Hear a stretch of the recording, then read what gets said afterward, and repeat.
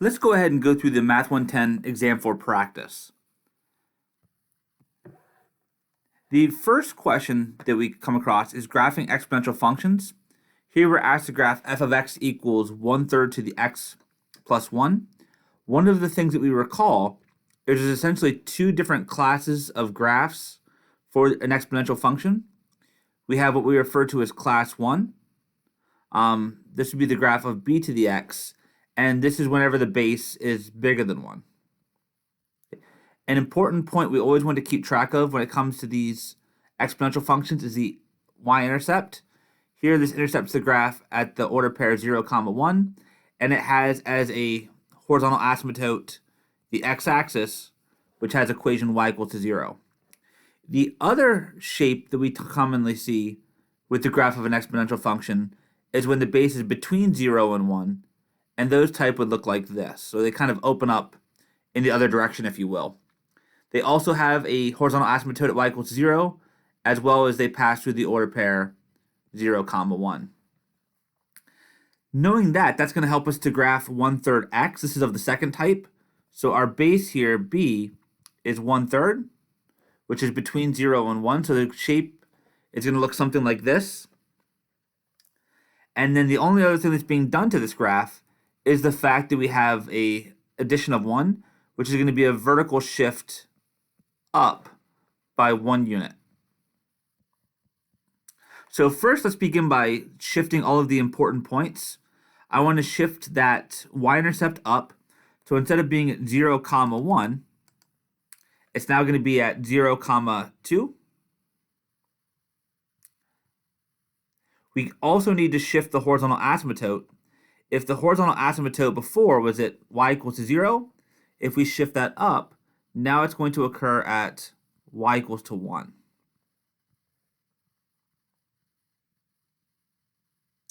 And then from here, if you want to, you can plug a few more points in. For example, if you plugged in -1 for x, we would end up getting 4.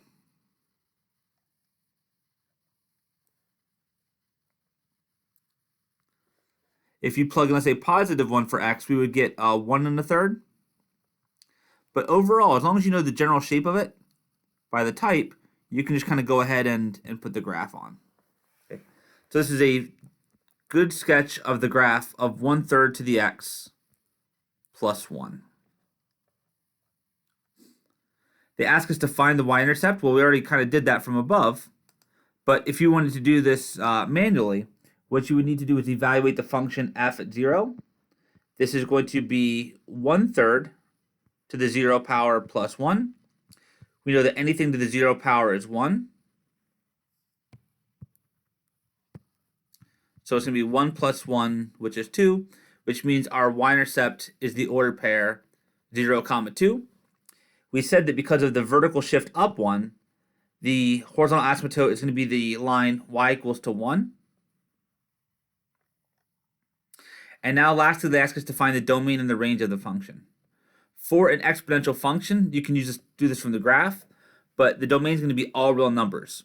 This graph goes infinitely far to the left and infinitely far to the right on the x-axis. So domain's all real numbers, which we write like this in interval notation. Now for the range, we're looking on the y-axis. How low to how high does the function go? Well, because of the presence of this horizontal asymptote, this function will go down, down, down. It will get close to y equals to 1, but it's never ever going to quite get there. So we have a pseudo minimum of 1, which is never attained. So it's like a lower bound. So that's a parenthesis. However, if you look at what this graph does as x goes to -infinity, this graph shoots up to +infinity. So the range will go towards +infinity.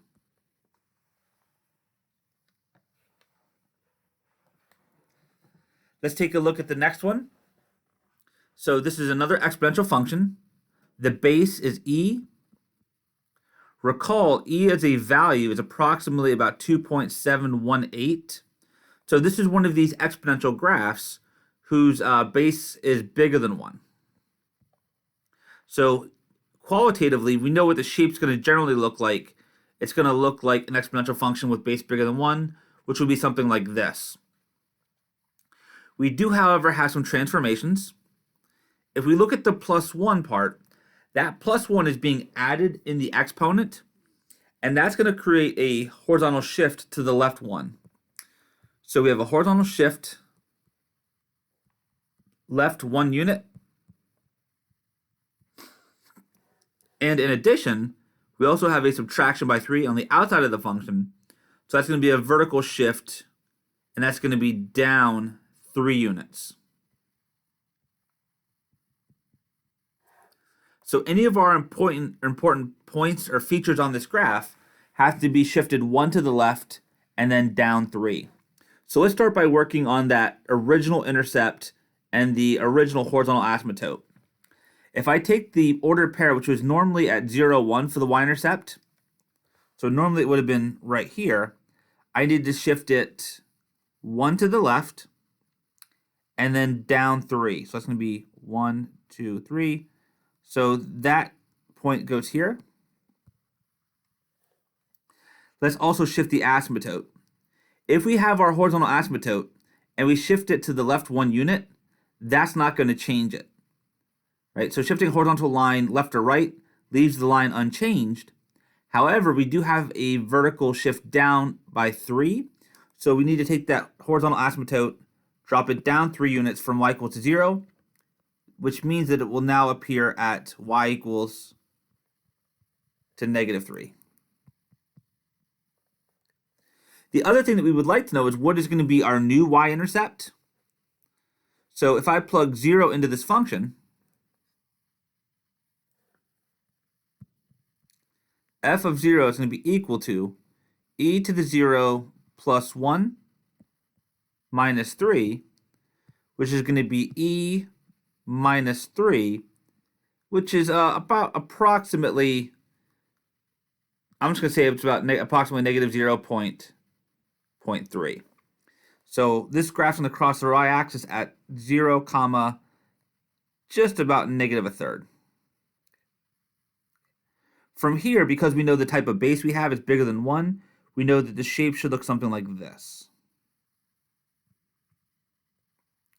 And this is our graph of e to the x plus 1 minus 3. We found the y-intercept. We plugged in 0 from above, and officially it's going to be 0, comma, e minus 3. If you want to, especially because we needed to graph it, you can give the approximate value here. It's going to be approximately -0.3.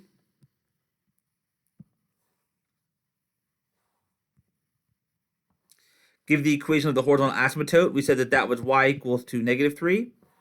And now let's give the domain and the range. Again, this is an exponential function.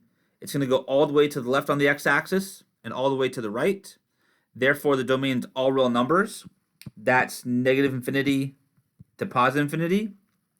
If we're looking for the range, now we're looking on the y-axis. This graph will go down and down and down, and it'll approach -3, but it's never going to quite get there. But it will go all the way up towards +infinity. So if you're looking at the range set on the y-axis, that's going to be from -3, not included, to +infinity. So -3, not included, to +infinity.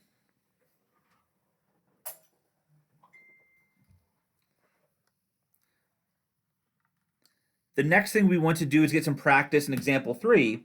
We're going to practice converting between exponential and logarithmic notation. The important thing to keep in mind is whenever you're working with either a log or an exponential expression, there's 3 key components. You have the base, we have the exponent, and then this is equal to some value. This would be the exponential statement. So base, exponent, and then we have the value that it's equal to. When we write this in log notation, it looks like this. It's log, the subscript here is the base, the value is on the inside, and what the logarithm itself is actually equal to is the exponent. So for the first one here, if we want to write 11 equals 3 to the n, start off by discovering the base. So the base on this thing is 3. The value, which goes on the inside, is the value 11. And then the exponent we have goes on the other side, and that's equal to n. So 11 equals 3 to the n is equivalent to log base 3 of 11 equals n. Similarly, for the next one, we want to convert now log notation, log base 7 of m equals negative 2, into an exponential expression. So let's start by recognizing the base. The base is 7. The exponent is the thing on the other side of the equation, that's negative 2. And then the value, what it's equal to, is the expression inside of the logarithm, which is m. And you don't have to do anything more than this. You don't have to calculate that to 1 over 49. We're just going to convert the notation right now.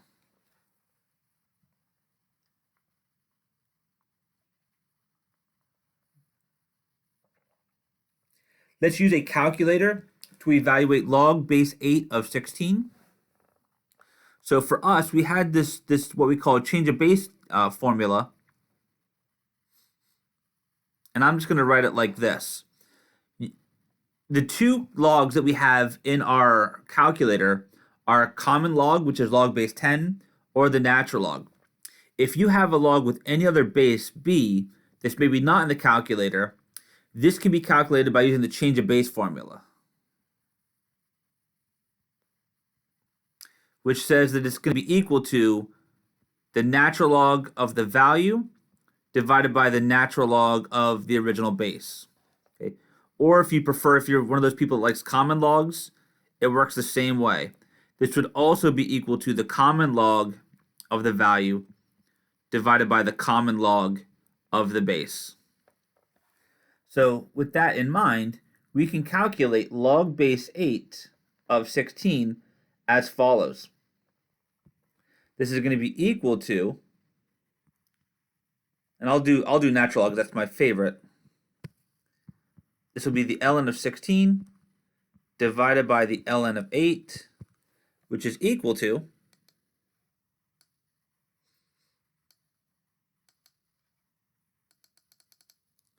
so ln 16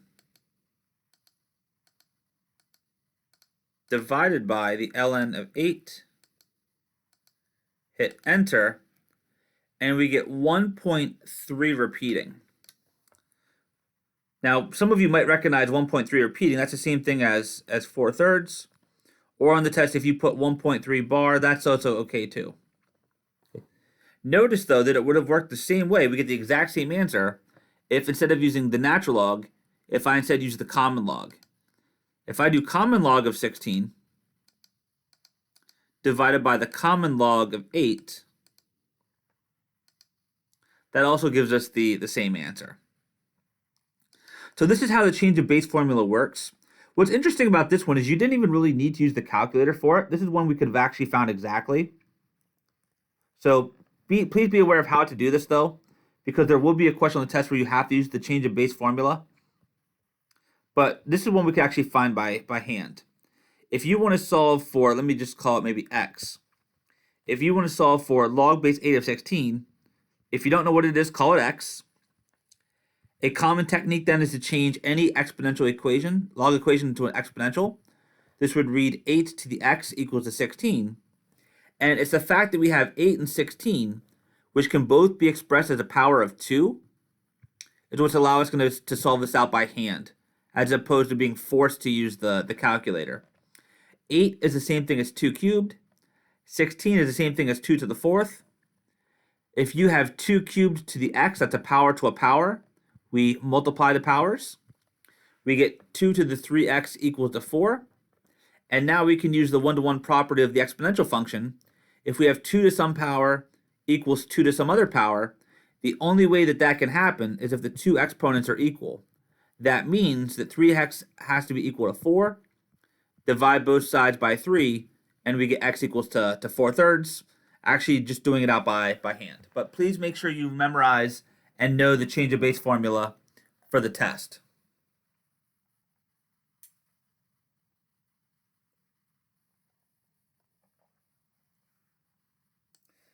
The same idea that we used for the last question will allow us to evaluate some logarithms without the use of the calculator.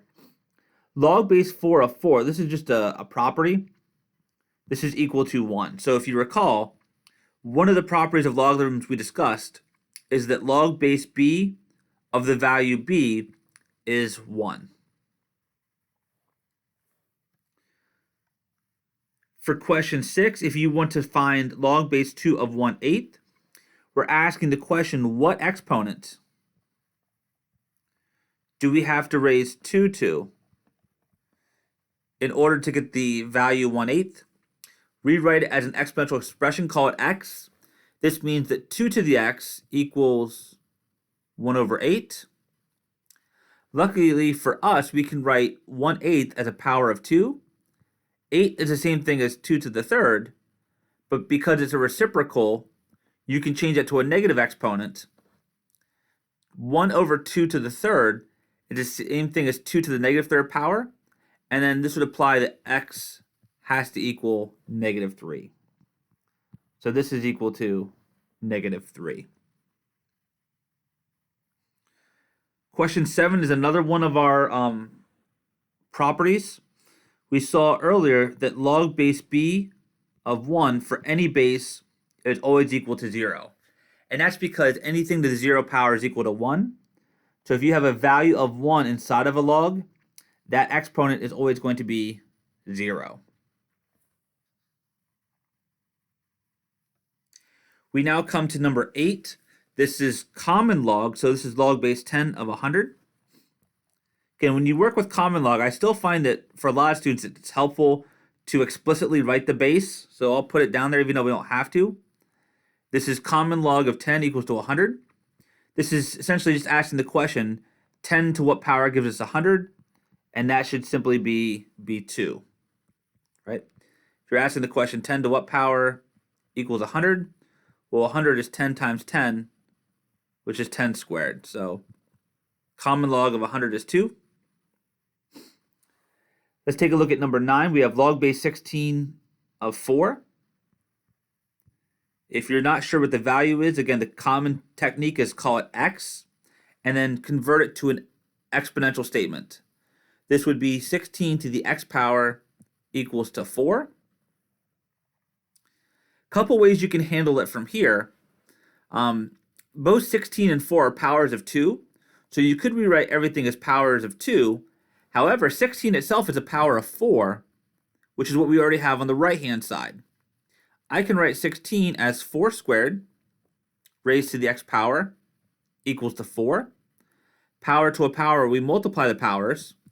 So this would say 4 to the 2x equals 4, which is the same thing as 4 to the first. And now by the one-to-one property of exponentials, if those two bases are equal and the values are equal, that implies that the exponents have to be equal. So 2 times x equals to 1. Divide both sides by 2, and we get x equals to 1/2.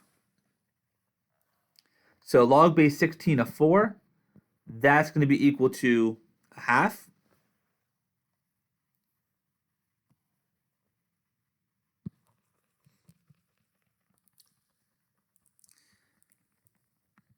Let's take a look at number 10. Same kind of idea here.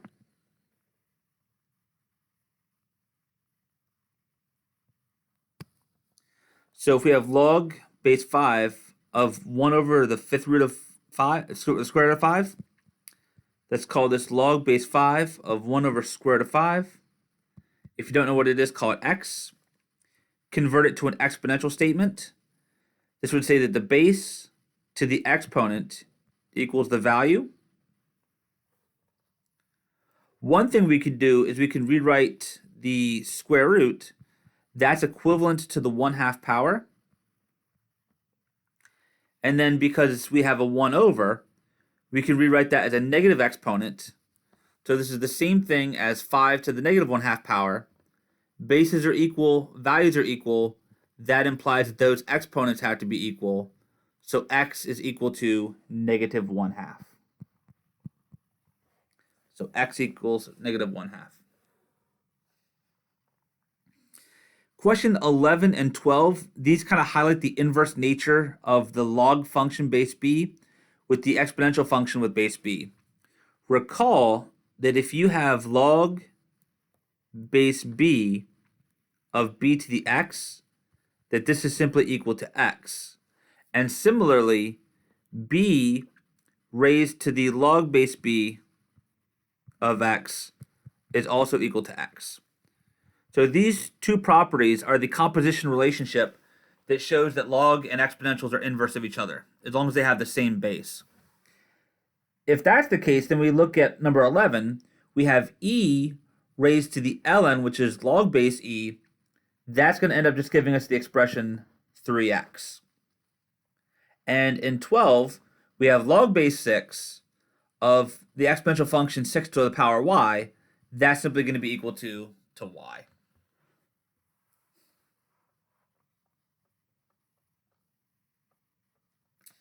Let's take a look at the next set of questions.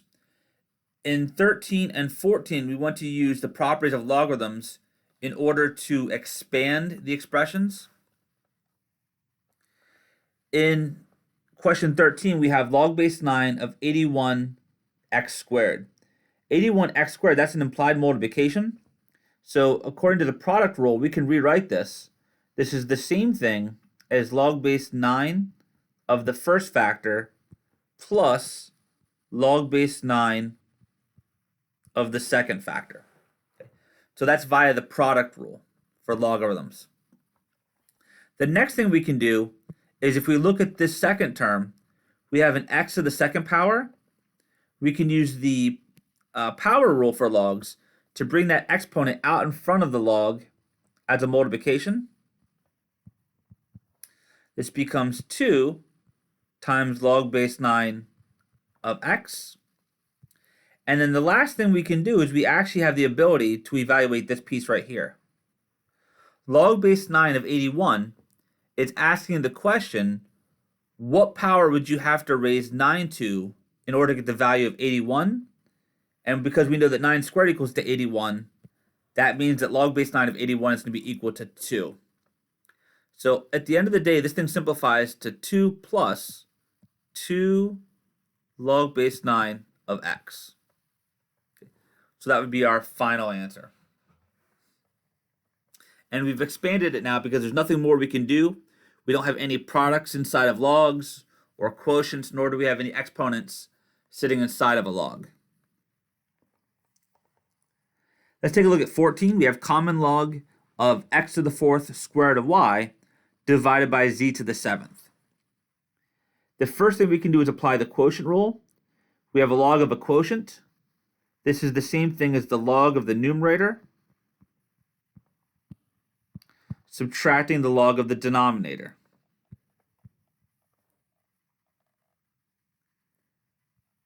We can now apply the product rule because our first term is log of x to the fourth times the square root of y.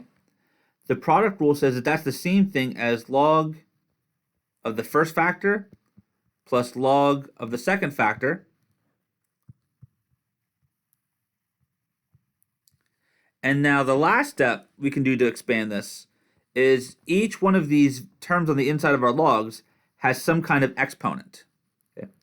Remember, the square root of y, that's equivalent to y to the 1/2 power. So we can now use the power rule to bring those out in front, and that should give us the following. We have 4 log base x plus 1/2 log base y minus 7 log base z. And now we've totally expanded our log expression. So that's our final answer.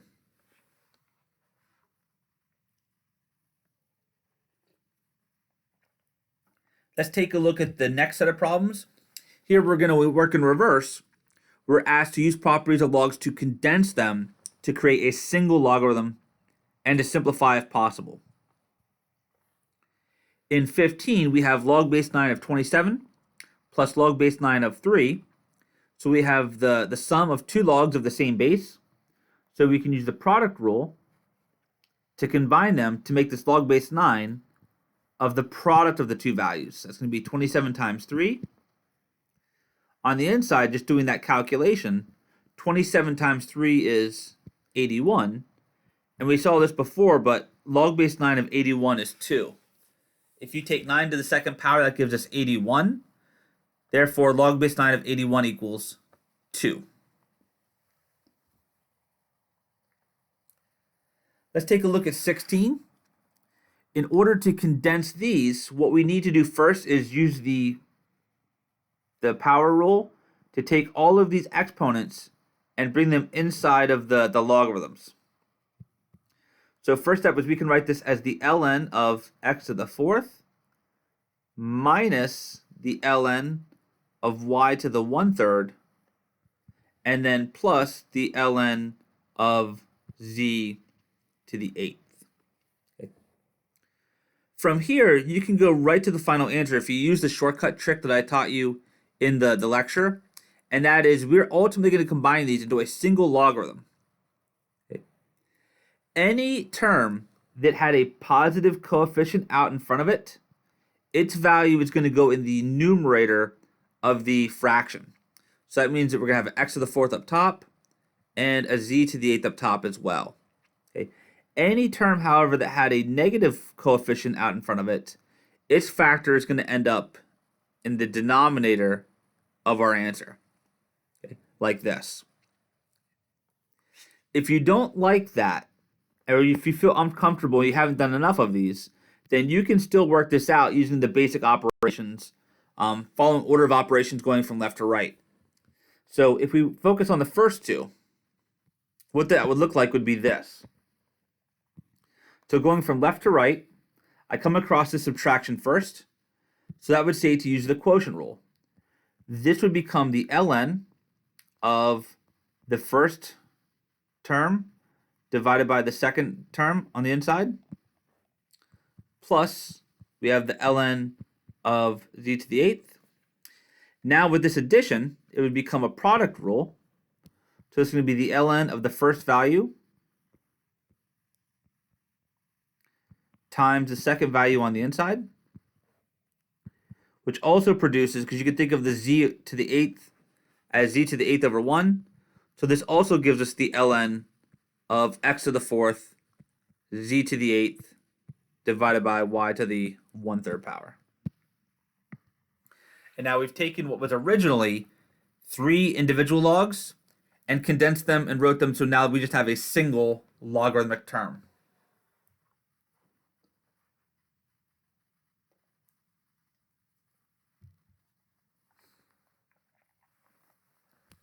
Let's take a look at 17. We're asked to find the domain of this log function. The domain of a log function is the set of values for which the inside of the log is strictly greater than 0. Okay.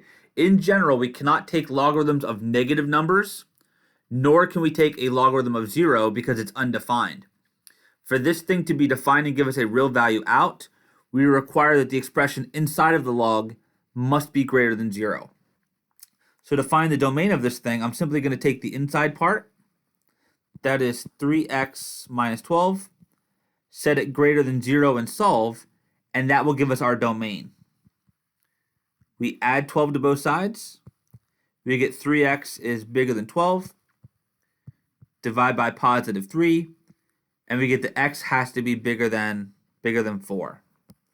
So the domain of this function is going to be the set 4 to infinity. You can also put x greater than 4, but again, properly speaking, domains and ranges should be in interval notation, so it would look like this.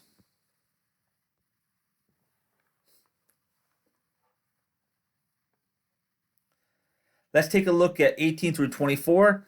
Again, as the directions say, it's very important. You must show all of your work for these. And we want to give both the exact solution as well as an approximate solution rounded to 2 decimal places when necessary. In question 18, we want to solve the exponential function 3 to the 2x plus 1 equals to 27. To solve this one, we notice that both the left-hand side and the right-hand side can be expressed as the same base. We have 3 to the 2x plus 1, and we know that 27 is 3 cubed. We now have equal bases, equal values.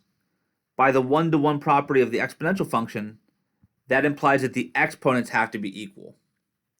So we get 2x plus 1 equal to 3. Subtract 1 from both sides, we get 2x equals to 2.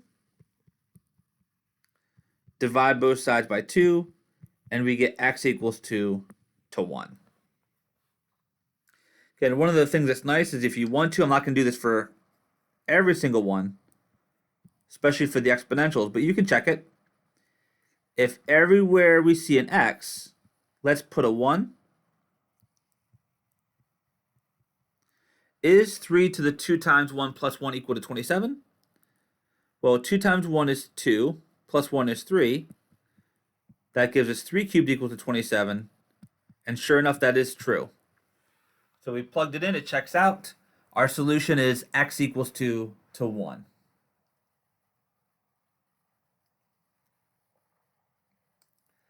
Let's take a look at the next one. We have 3 e to the x equals 1977. The first thing we want to do is get the exponential by itself. So let's divide both sides by 3 to start.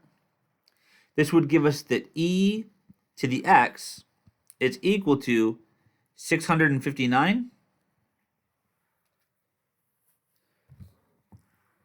Now here we're going to do something different than we did in the last problem, because on the left-hand side we have base e, and on the right-hand side we have 659. It is going to be impossible to write both of those as a power of the same base. So what we are going to do alternatively is we're going to take a logarithm of both sides. Okay. In particular, I'm going to take the natural log. Again, that's kind of like my favorite. And now what this will allow us to do on the left-hand side, you can either bring the x down in front, you can think of it that way, or we know that the ln and e are inverse functions, so that's just going to give us x. And on the right-hand side, we have our answer.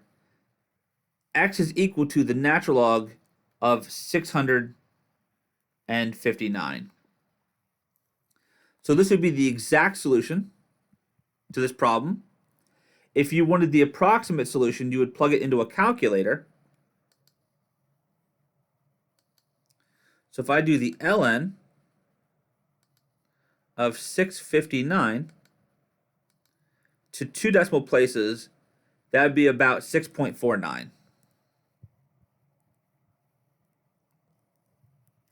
And then that would be our approximate solution.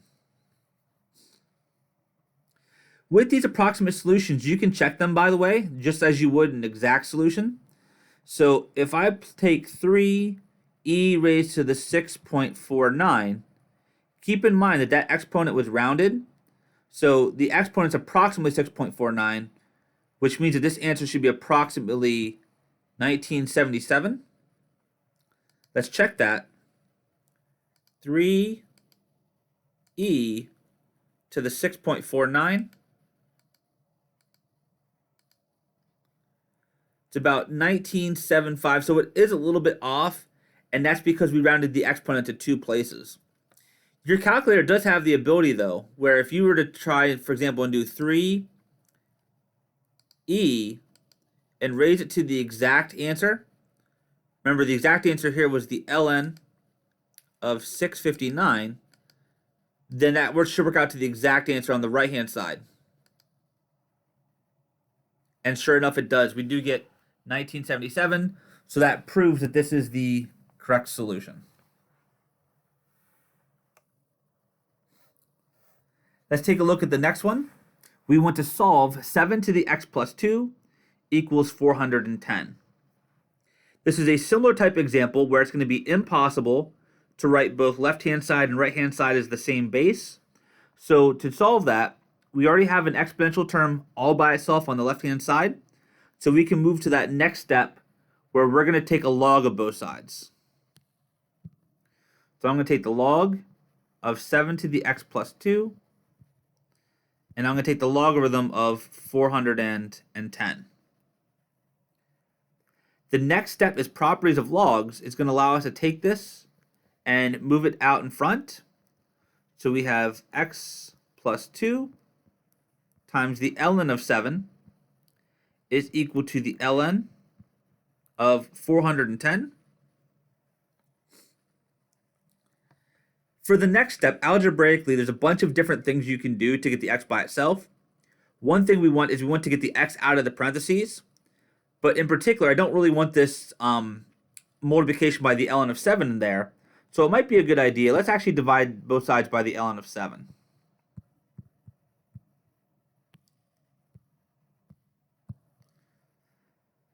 On the left-hand side, it cancels. So we're left with x plus 2 equals the ln of 410 over the ln of 7. And then the last thing we'd have to do to both sides is to subtract 2. So we get x equals the ln of 410 divided by the ln of 7 minus 2. And that would represent our exact answer. If we want the approximate value given to 2 decimal places, let's punch it into our calculator. We have ln of 410 divided by the ln of 7, subtract 2, hit enter. To 2 decimal places, we get about 1.09. So the first one is the exact solution. The second one is the approximate solution.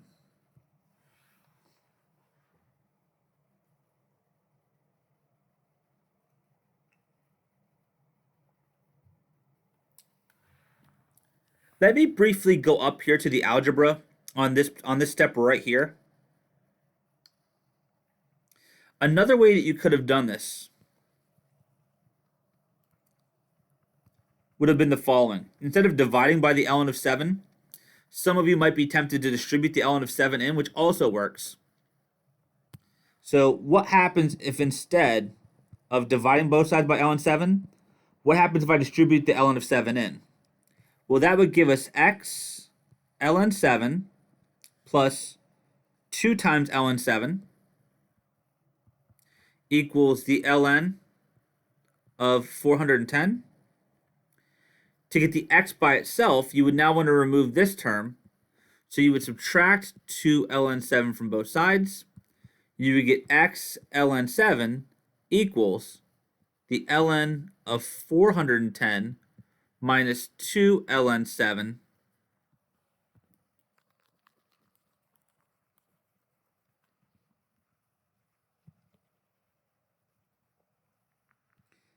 and then the last step would be to divide everything here by the ln of 7. This would cancel, and so another expression for the final answer would be this. You'd have the ln of 410 minus 2 ln of 7, and this would be all divided by ln of 7. So that's yet another form for the exact answer. If you compare these two, they look very different, but let me just show you that these would have the same value. One way is if you could just get a common denominator and combine them as fractions, it would show it. But through the use of the calculator, my numerator is ln of 410 minus 2 ln 7, and numerator, and we're dividing this by the ln of 7. That should give us that same 1.09 answer, and sure enough, it does. So it's another way to express the exact solution, but in a slightly different form. Let's take a look at 21. Here we want to solve 5 times ln of 2x equals to 30. The first step on a question like this is to get the natural log by itself. So let's divide both sides by 5. This would give us the ln of 2x equals to 6. That's 30 divided by 5. And now from here, a common technique for solving an exponential equation is to convert it to a log equation, to convert it to exponentials. we know that the ln, right, that's the same thing as log base e, inherently, if you want to write it like that, is equal to 6. So if we change it, the base is e, the exponent is 6, this has to be equal to the value on the inside, which is 2x. So we simply convert our exponential equation we simply convert our log form to an exponential form, and that's going to easily enable us to solve for the x. To get the x by itself, just divide both sides by 2, and we get that x equals e to the 6th over 2. And that would represent the exact answer. If we want the approximate, we got to use the calculator. So we're going to have e to the 6th divided by 2. To 2 decimal places, it's 201.71. So 201.71, and that's our approximate solution.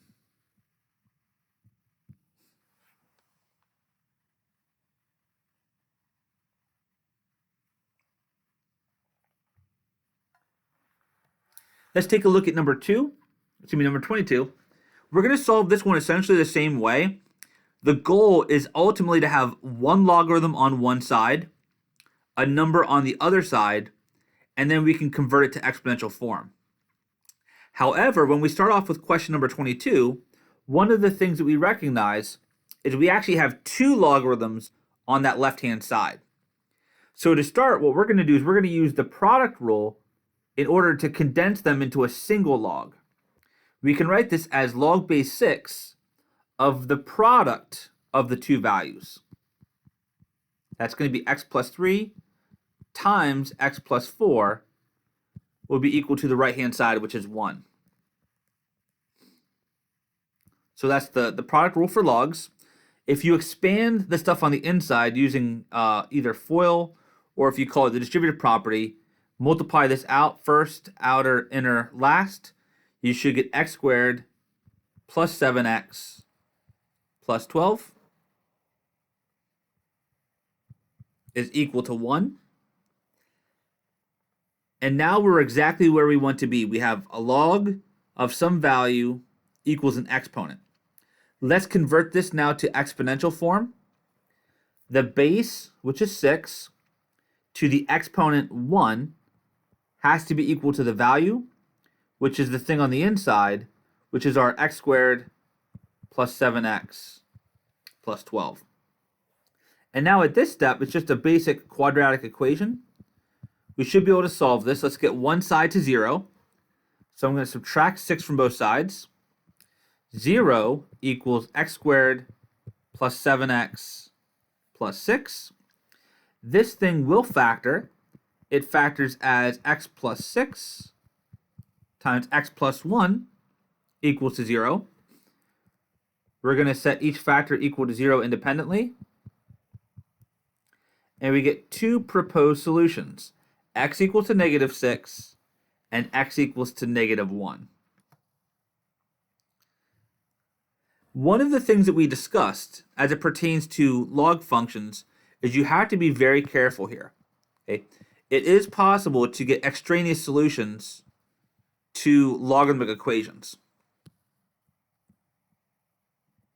Okay. So let's check, for example, negative 6 into our original. If I check x equals to negative 6, that's going to give us the following.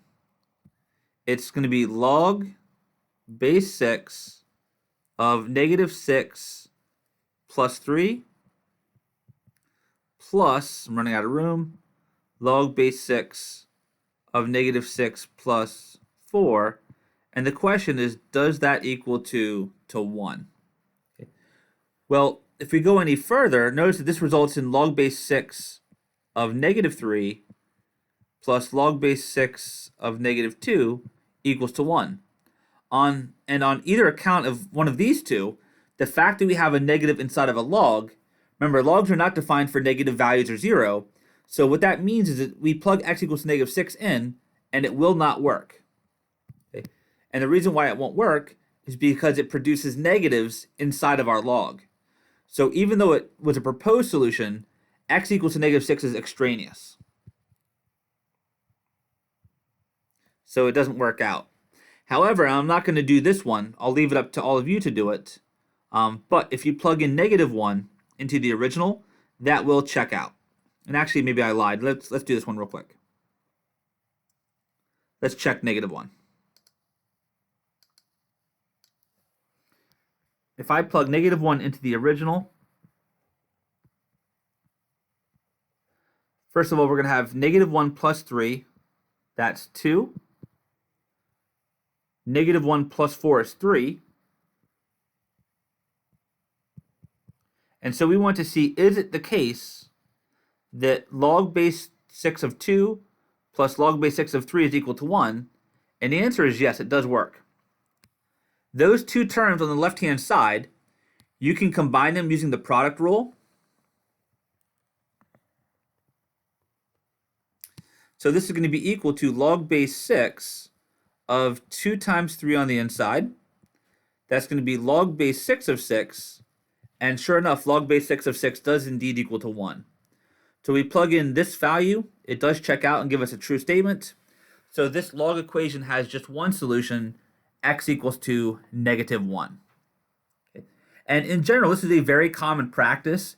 Anytime you're solving a logarithmic equation, please make sure to check your answers by substituting them back into the original. Okay. Conversely, you don't have to work it all the way out. As long as you're comfortable with your algebra and you make sure that any x value you pick does not result in a negative value inside of a log, then it should work. So for example, the moment I look at negative 1 and I realize that it'll leave this quantity positive and it will leave this quantity positive, I know that it should work. Likewise, just by quick inspection, I realize that if I plug negative 6 into this log here, it's going to result in the log of a negative value. So that's enough to tell me that x equals to negative 6 will not be part of our solution set. Let's take a look at the next one, 23. This is very similar. We want to get a single log on the left-hand side, and then we're going to convert to exponential form. Here, in order to do this, we can use the quotient rule for logs to combine these. This is going to be log base 2 of the first value divided by the second value equals to 3. So condense using the quotient rule. And now from here we can convert to exponential form. The base 2 to the exponent 3 is going to be equal to x plus 2 over x minus 5. 2 cubed, we know it's 8, equals x plus 2 over x minus 5. And now we have to solve this resulting fractional equation. We want to get rid of the fractions. So let's multiply both sides by the denominator, x minus 5. This cancels with this. So we get x plus 2 equals, and on the right-hand side, we get 8x minus 40. The next step is to bring all of our x's to one side. So I'll subtract x's to get a 7x minus 40 equals to 2. With x by itself on the left-hand side, let's isolate it. We can add 40 to both sides. That gives us 7x equals to 42. And then divide both sides by 7. We get x equals to 6. So our proposed solution is x equals to 6. But once again, before we get too excited, let's come back and check it very quickly. If I plug 6 into inside of either one of those logs, it will leave us with a positive value. So that should work out, and x equals to 6 is a solution. Okay. But again, it's important to make sure you check this. This one does check out.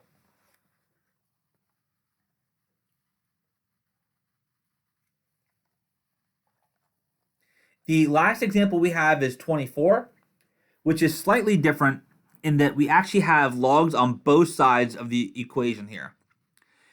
What the goal would be now is we want to rewrite both sides as just a single log. So on the left-hand side, we can combine these by using the product rule. This is going to be the ln of the first value times the second value, like this, is equal to the ln of x minus 8. Once again, on the inside, you can expand this by distributing or foiling it if you call it FOIL. This will give us x squared minus 3x minus 4. And now to finish this one off, what we're going to do is the following. So anytime you have logarithms on both sides of the equal sign, the goal is to condense them so you have just one log on the left-hand side and one log on the right-hand side.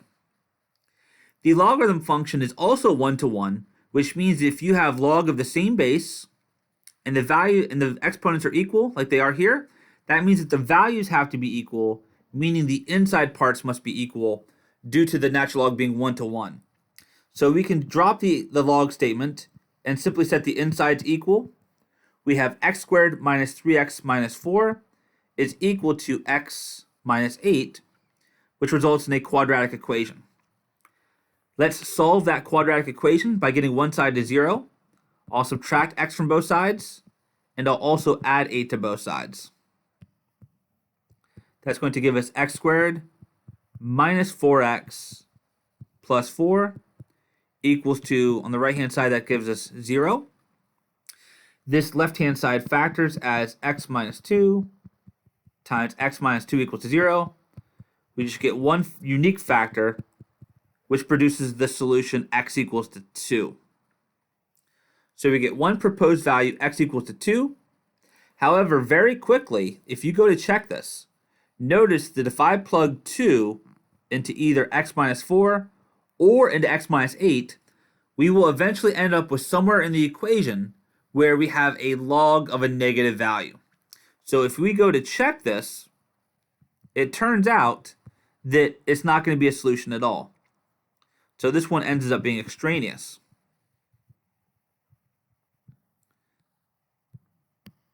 We still need to state our final conclusion, and the final conclusion is going to be this. We came up with one potential solution, x equals to 2. However, by checking it, we showed that that solution doesn't work. Therefore, we're left with no solutions. And so this equation is one that has no solutions. You can either use the empty set notation, or you can write it out explicitly and say no solution.